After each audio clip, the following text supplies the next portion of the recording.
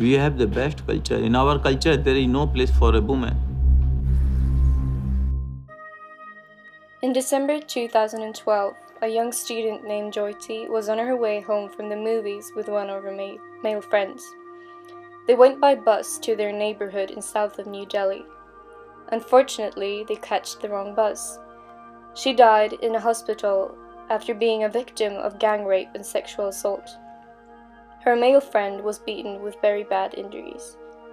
The 6 men, including the bus driver, were all charged for sexual assault and murder. After this happening, there has been hundreds of demonstrations and protests all over the country. This is a film about rape culture, Sweden compared to India. Sexual violence includes, above all, grope, unwanted comments on appearance, sexual exploitation, and rape. According to the Swedish law, rape is considered as following: when someone through violation forces another person to sexual intercourse. A rapist will get at least 2 years in prison, but no more than 6 years. However, far too many rapists get away. If the victim decides to put charges against her rapist, she cannot be sure he will be charged. It is terribly tough to go through this kind of procedure since the rape is something difficult to prove. Did she say no? Was she drunk? And what was she wearing are questions that far too often occur. The man is unfrequently blamed. Instead, the woman is to be blamed.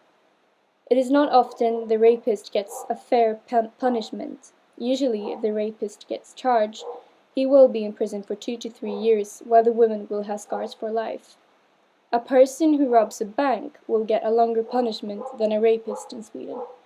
In Sweden, the most common cases within rape are usually committed by a husband, male friend, or even a brother. Sexual violence or assault can be committed by any man at any age or relation. India is today one of the leading countries when it comes to cases of sexual assault, above all when it comes to rape. However, according to India's women's minister, rape is more frequent in Sweden than in India. She states that there are 4 rape victims per 100,000 women in India, while Sweden has got more than 130 per 100,000.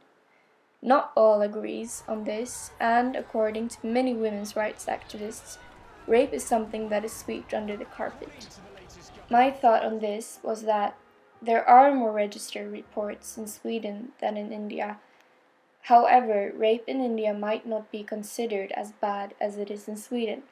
For example, a husband in India is allowed to rape his wife. Sweden is not equal when it comes to men, women, and everything in between.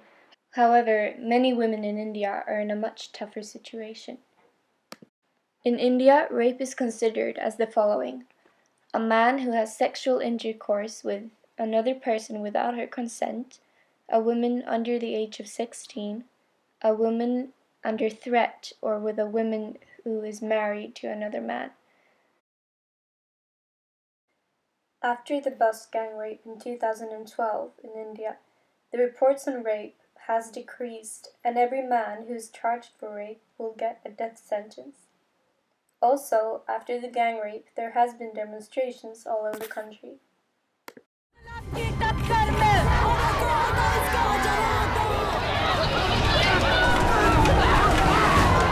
According to the latest government figures, one woman is now... Protests against rape occur in Sweden as well. However, the Swedish law makes the whole situation difficult for rape victims. Even Amnesty International has condemned Sweden's way of handling rape cases. India has done something about it since the Jyoti case. However, they have another definition of rape than Sweden.